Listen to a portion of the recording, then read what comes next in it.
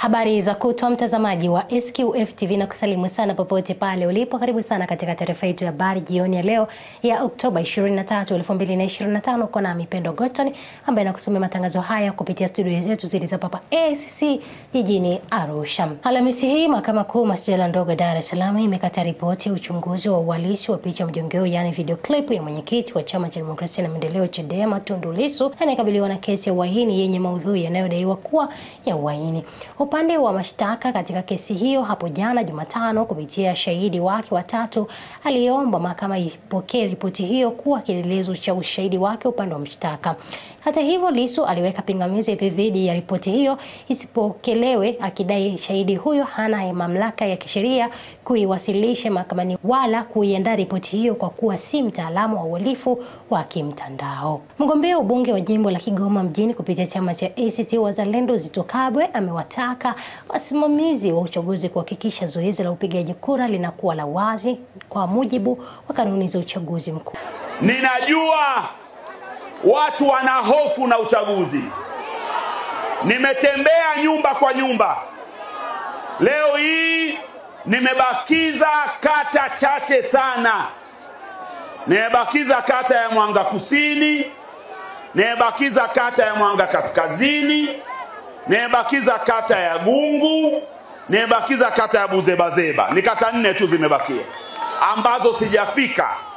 Kwa hizi kata 15 ambazo nimepita, nimezungumza na watu na nimekaa na wazee, nimekaa na makundi ya kina mama, wote wananiuliza tutakupa kura na tutaipa kura ACT, lakini hawa watu hawatafanya waliyofanya 2020. Kwanza nataka niwaambie watu wa Rusimbi na watu wa Ujiji, kwa mujibu wa kanuni za uchaguzi hakuna kupiga kura kificho. Sanduku la kura litakuwa pale na mawakala wote wanaona, hamna kujificha. Na hii ni kwa mujibu wa kanuni za uchaguzi, sio kwa mujibu wa ACT. Kwa mujibu wa kanuni za uchaguzi tumepewa maelekezo chumba cha kupigia kura kitakuwa namna gani. Nataka niwaambie chumba cha kupigia kura kitakuwa vile kimeelezwa kwenye kanuni za uchaguzi. Msimamizi yoyote msaidizi wa kituo atakayejaribu kuweka chumba tofauti na kanuni zinazotaka, kituo kile hakitapiga kura. Nataka wajue kabisa, na ninajua wapo hapa, wasikie kura zitapigwa kwa uwazi kwa mujibu wa kanuni zao wenyewe za uchaguzi. Kwa hilo la kwanza nataka mlijue kwamba hapata kuwa kupiga kura kwa uficho, kitapigwa kwa wazi na watu wote wataona pale kwa wazi.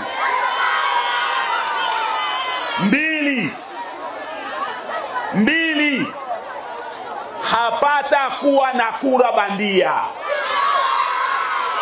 3, atakayepata kura nyingi ndiye atakayetangazwa.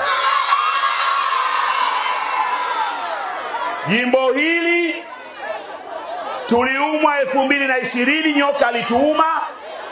Tuliumwa na nyoka mwaka 2024, hatutaumwa na nyoka tena 2025. Atakayepata kura nyingi ndiye atakayetangazwa kuwa mbunge, ndiye atakayetangazwa kuwa diwani katika kata za jimbo hili. Tumejipanga kikamilifu, wala msiwe na hofu watu wa Kigoma mjini. Tarehe 29 mwezi wa 10, kazi ni moja tu katika jimbo hili, ni kwenda kupiga kura. Sawa sawa? Kazi ni kufanya nini? Basi. Na nendeni mkapige kura kwa wingi. Nendeni mkapige kura kwa amani hapata kuwa na vurugu yoyote. Kazi yetu ni moja, kwenda kupigia diwani wa ACT Wazalendo, na hapa Rusimbi ni Ulimwengu Juma, na kwenda kumpigia mbunge wa ACT Wazalendo ambaye ni nani?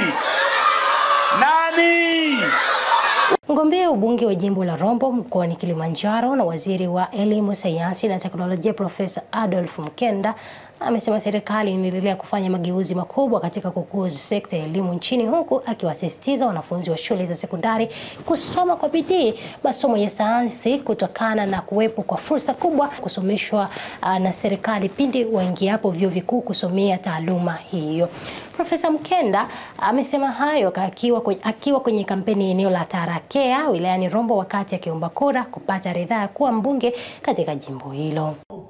Kama hizi polytechnics au kwenye VETA, sasa hivi wa Tanzania wanamaliza kusoma, wako Kongo, wako Namibia, wako Ghana, wako Mauritania. Huyu akija Conakry ni nchi inaongea Kifaransa, sio Kiingereza, lakini kijana yule anaitwa Mboya, jina lake anaitwa Mboya, yuko kule anafanya kazi. Kwa hiyo mageuzi ya mwelekeo wa kufundisha elimu ujuzi zaidi, mambo ya amali yatasaidia sana vijana wetu katika ajira na katika maendeleo. Sasa wale watakaoendelea mpaka vyuo vikuu, labda niseme kitu kimoja ambacho kimefanyika chini ya uongozi wa Dr. Samia Suluhu Hassan tangu aingie, pamoja na kuhakikisha kwamba kila mkoa sasa hivi Tanzania unakuwa na kampasi ya chuo kikuu. Iko mikoa ambayo ilikuwa haina kabisa kampasi, kama Tabora kwa mfano. Tunajenga kampasi vyuo vikuu, lakini jambo kubwa kuliko yote ni ongezeko la mikopo ya wanafunzi wanaosoma vyuo vikuu. Wengi wamenufaika na Warongo wamenufaika. Dr. Samia alipoingia madarakani alikuta jumla ya fedha za mikopo ya elimu ya juu ni bilioni 464. Leo mikopo ya elimu ya juu inakaribia kufikia bilioni 900. Ni takriban ameongeza mara 2. Watoto wengi zaidi wananufaika na mikopo. Watoto familia maskini sasa hivi wananufaika kusoma elimu ya chuo kikuu. Lakini jambo moja ambalo ningependa nizungumze na wazazi mlijue, Waromo mlijue, na Watanzania wote wajue. Chini ya uongozi wa Dr. Samia, sasa hivi wanafunzi wanaosoma masomo ya sayansi wakifanya vizuri kwenye mitihani ya kidato cha 6, wale waliofanya vizuri zaidi na wakaamua kwenda kusoma ama udaktari, mambo ya uganga, ama uhandisi, ama teknolojia ni mambo ya kompyuta, ama masomo ya sayansi asilia au hisabati, wale wanafunzi sasa hivi wanasomeshwa na serikali bila mzazi kutozwa chochote na sio mkopo. Wanasoma mpaka wamalize chuo kikuu, alimradi wafanya vizuri sana kwenye mtihani wa form 6. Kwa hiyo mwanao akifanya vizuri, ukimuhimiza, mzigo wa kumsomesha umeutua, na yeye mzigo wa kulipa madeni ameutua. Mradi umefanya vizuri, utasomeshwa na serikali. Bwana Kurwa Roba, mkazi wa kijiji cha Buzengwa Majengo wilaya Bunda mkoani Mara, ameishukuru serikali kupitia mamlaka ya usimamizi wa wanyamapori Tanzania TAWA kwa kujenga visimba maalum vya kuchotea maji vinavyolinda wananchi dhidi ya mashambulizi ya mamba na viboko katika ziwa Victoria. Roba alipoteza mguu mmoja baada ya kushambuliwa na mamba wakati akivua samaki katika ziwa hilo. Amesema ujenzi wa vizimba hivyo utasaidia kuzuia matukio kama hayo, na amewataka wananchi kuhakikisha wanavitumia ipasavyo ili kuepuka madhara yanayosababishwa na wanyama hatari. Nilikuwa najiamini, nilikuwa nikiingilia kule kama kule idara maji kule, nilikuwa natembea kwa miguu mpaka nafika mpaka huko tena na kurudi. Lakini kilichonipata anayejua ni Mwenyezi Mungu. Na naomba wenzangu kwamba msiige kwangu, na mumeona kilichonipata, na nyewe msirudi kwamba mbona Kurwa Roba alikuwa anatembea hivyo, mbona yeye alikuwa mpati imekuja kumpata tena mchangani nchi kavu. Una baadhi ya hizi nyaya unakuta watu wanachukua, wanazinyofoa, wanaziondoa. Sasa hii si sawa. Ndugu zangu, mmenielewa? Lakini nikuelewa. Tusihujumu. Unajua ni fedha nyingi ambayo inatumika katika ujenzi wa hivi vizimba. tuvitumie vile vichache tulivyo navyo ili tuhakikishe kwamba tunaendelea kuwa salama. Kila mmoja awe mlinzi wa mwenzake. Jamani, tumeelewa na mshabiki wa Simba? Mtaalamu pale. Na wewe na yule mwingine na yule mwingine. Kila mmoja awe mlinzi. Muangalie huyu mtoto hapa. Ana kesho yake, anaota ndoto kubwa sana kuhusiana na kesho yake. Na inawezekana anakuja kuwa kiongozi mkubwa sana kesho huyu. Tumeelewana jamani? Lakini hebu imagine ndani ya siku 2-3 usikie hayupo. Kaliwa na huyo mdodo. Bila shaka ni jambo ambalo litatuumiza. Hatujisikii furaha kusikia mtu kaliwa na mamba. Hatujisikii furaha. Yaani tunaposikia kuna tukio limetokea, kiongozi yuko hapa, watu wanaheka hawalali. Hili ni jambo ambalo halitupi furaha sisi kama wahifadhi. Tuhakikishe tunazingatia matumizi sahihi ya vizimba. Tumefika hapa na kumkuta mama anafua hapa. Hii kwetu ni faraja. Faraja kubwa sana. Hawa wanyama wapo. Na kwa namna yote ile hatuwezi tukawafukuza humu kwa sababu humu ndio sehemu yao ya asili ya kuendelea kuishi. Si ndio jamani? Ndiyo. Kwa hiyo kwa tunalitambua hilo, hao ni maeneo yao. Sisi tuwaepuke kwa namna ya kutumia hivi vizimba basi. Tuwekeane zile sheria ndogo za kijiji ambazo zitatusaidia sisi kuunda. Tukisema labda 20,000, tukisema 30,000, tukisema 50,000. Tukimpiga faini mwenyekiti kwa kuleta uharibifu katika hili eneo kwa 50,000, mtendaji hawezi kurudia wala mtu mwingine hawezi kurudia. Kwa hiyo tuwekeane zile sheria ndogo kuhakikisha kwamba tunailinda hii miundombinu ambayo inaletwa na serikali. Huku kwetu tunamshukuru sana Mama Samia, maana bila hiki kizimba sasa hivi tungekuwa wote tumeshaenda na mama. Nilikuwa nikija na tahadhari kubwa. Naanza kuchungulia kwanza huku wapi kuna mamba au. Mamlaka ya uwekezaji katika maeneo maalum ya kiuchumi na uzalishaji wa mauzo nje TISEZA imeendesha kikao cha mafunzo kwa wahariri wa vyombo vya habari nchini kuhusu sheria mpya ya uwekezaji. Akizungumza katika mkutano maalum uliofanyika leo Oktoba 23 jijini Dar es Salaam, mkurugenzi mkuu wa TISEZA Gilead Terry alisema lengo la kikao hicho ni kutoa elimu na kuomba ushirikiano kutoka kwa waandishi wa habari ili waendelee kuhabarisha na kutoa elimu kwa umma kuhusu masuala ya uwekezaji. Leo tumefanya kongamano na wahariri wa vyombo vya habari ikiwa ni sehemu ya kuitambulisha mamlaka yetu mpya ya uwekezaji TISEZA, kuwaeleza sheria yetu mpya ya uwekezaji, lakini pia kuwaeleza mafanikio ya tasnia nzima ya uwekezaji katika kipindi cha uongozi wa Mheshimiwa Rais Dr. Samia Suluhu Hassan. Wahariri wa vyombo vya habari ni nguzo kubwa ya kuihabarisha jamii na wamekuwa wa msaada mkubwa sana wa kupeleka taarifa kwa umma, hasa maboresho ya kiuchumi ambayo yanafanyika chini ya uongozi wa Mheshimiwa Rais. Na katika mazungumzo yetu ya leo tumewaeleza wahariri yale ambayo yapo ndani ya uwezo wa mamlaka yetu kisheria, lakini pia kuwaomba mkono wa shirika. Tuangalie ni kwa namna gani tunaweza tukaendelea kushirikiana nao kuhamasisha na kuhabarisha umma. Uwekezaji una faida nyingi. Moja, unaleta mitaji katika nchi ambayo ikikutana na rasilimali za Watanzania inaweza kuzalisha mali, inaweza kuisaidia Watanzania kupata ajira kutokana na biashara na uwekezaji unaofanyika. Lakini pia katika biashara zile na uwekezaji ule serikali inapata mapato, inapata kodi ili iweze kuendelea kuwahudumia wananchi. Lakini pia tunafahamu kwamba uwekezaji unaleta teknolojia mpya na za kisasa katika uchumi wetu, inatusaidia kuzalisha bidhaa ambazo tunaziuza nje ya nchi, tunaweza tukazitumia pia ndani na kupunguza pia utegemezi wa bidhaa kutoka nje. Na sisi pamoja na wenzangu katika mamlaka ya uwekezaji tuna malengo makubwa kufuatia dira ya mwaka 2050 ambayo Mheshimiwa Rais alizindua. Tunalenga uchumi wa Tanzania ufikie takriban dola trilioni 1 ifikapo mwaka 2050, na sisi tumejiwekea lengo kwamba Tanzania iendelee kuwa nchi namba 1 kwa uwekezaji Afrika Mashariki na uwe uchumi mkubwa Afrika Mashariki kwa uwekezaji na uuzaji nje, export, ifikapo mwaka 2030. Kwa hili ni lengo ambalo tumejiwekea ndani katika mpango mkakati wetu na tumewajulisha pia wahariri ili tuweze sasa kuwahamasisha Watanzania wenye viwanda, wenye biashara, wanaouza bidhaa zao nje ili tuweze kufikia lengo hilo husika. Mkutano ambao tumekuwa nao leo au unaendelea leo kati ya Jukwaa la Wahariri Tanzania na TISEZA, mamlaka ya uwekezaji, mamlaka mpya kabisa hii, ni jambo la muhimu sana kwa sababu unapokuwa na mipango ya maendeleo yanaleta fursa.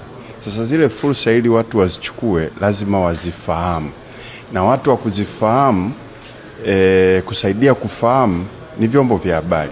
Kwa mimi nawapongeza kwanza TISEZA kwa kuchukua hatua ya kwamba kwanza waje watuelimishe kama walimu.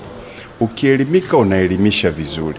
Kwa kinachofanyika hapa ni kuangalia kwamba nini kilisababisha hizi mamlaka mbili ya TIC na EPZA ziunganishwe kutengeneza TISEZA, na baada ya kuunganishwa ufanisi gani umetokea.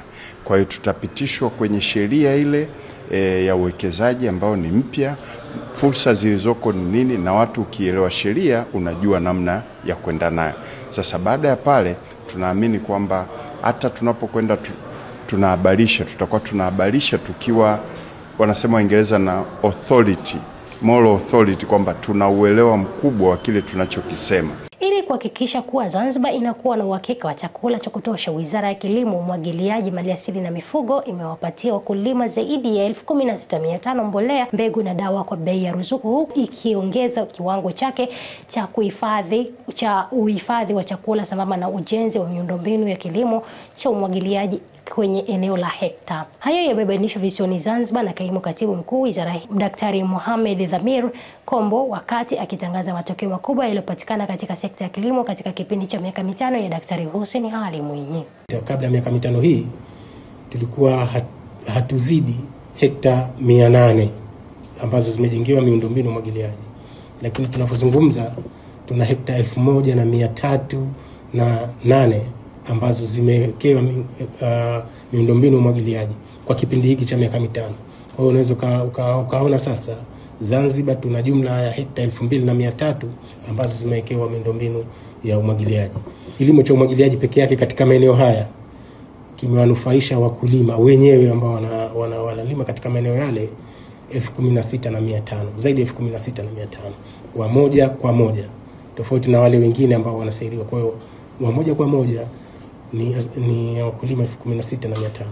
Tunaweza tukaona ni jinsi gani Mheshimiwa Rais amewabeba, ametoa nafuu kwa wakulima, amefungua maisha ya wakulima hawa pamoja na Wazanzibari, kwa sababu wakulima hawa ndio wazalishaji wa chakula kinacholiwa Zanzibar kwa maana ya mchele.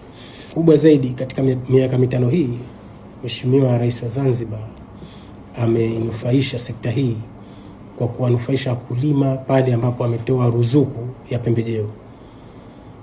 Ameweza kutoa fedha kwa ajili ya ununuzi wa mbolea, jumla ya tani 2700 za mbolea ya kupandia na kukuzia imenunuliwa kwa bei ya ruzuku. Kwa hiyo ile serikali imenunua mbolea, wakulima wanauziwa kwa bei ya ruzuku. Tunaposema bei ya ruzuku ni kwamba nusu ya gharama ya mbolea ile tayari imebebwa na serikali.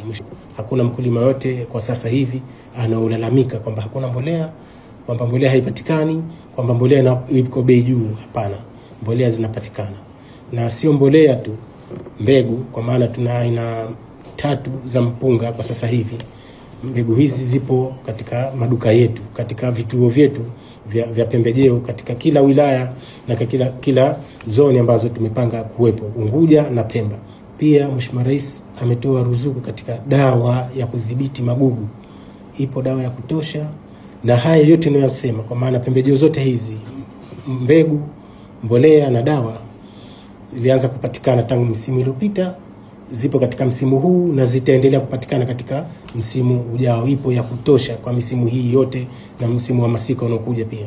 Kwa hiyo hizi zote ni juhudi za Mheshimiwa Rais Dr. Mwinyi katika kuhakikisha kwamba wakulima wanazalisha zaidi.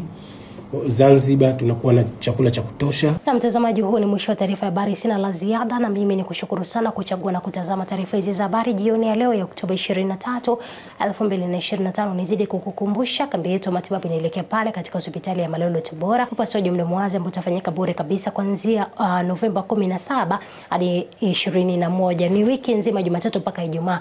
Ukisikia taarifa hii, mjuze na mwingine afike pale akapate matibabu hayo ambayo ni bure kabisa. Lakini pia tuna jambo letu kitu la muhimu, Novemba 1 tutakuwa tuna huduma ya ambulance kupitia namba hizo ambazo ziko hapo chini ya simu yako, pengine kompyuta yako, unaweza ukatupigia bure kabisa na sisi tukakufuata popote pale ulipo, tukakupatia huduma iliyokuwa na bora kabisa. Tutakuwa na training ya mafunzo ya ultrasound ndani ya siku 3, tarehe 19 hadi tarehe 21 ndani ya jiji la Arusha. Hapa tutakuwa na huduma hiyo ambapo tutakuwa tunatoa mafunzo hayo ndani ya siku 3 kwa shilingi 200,000 tu. Sasa wewe nesi, daktari, jiandaa vyema kuja kushiriki mafunzo hayo ya ultrasound, lakini bila kusahau jamani, karibu sana utangaze na sisi. Tunapatikana hapa ACC, jengo la Ngorongoro Wings, ghorofa namba 4, upate matangazo kwa bei nafuu, lakini pia tutakupatia huduma mbalimbali ambazo tunazitoa hapa. Bila kusahau pale Disemba 21 tutakuwa kule Zanzibar kwa ajili ya marathon muhimu kabisa. Jenga afya jamani, usikae tu, jenga afya, tukapate marathon nzuri kule, tukashiriki kwa uzuri kabisa na wengine kwa shilingi 35,000 tu. Kwa niaba ya wale wote walishiriki kwa habari hizi jioni ya leo, ulikuwa na Mipendo Godson, nikutakie jioni iliyokuwa njema. Bye kwa sasa.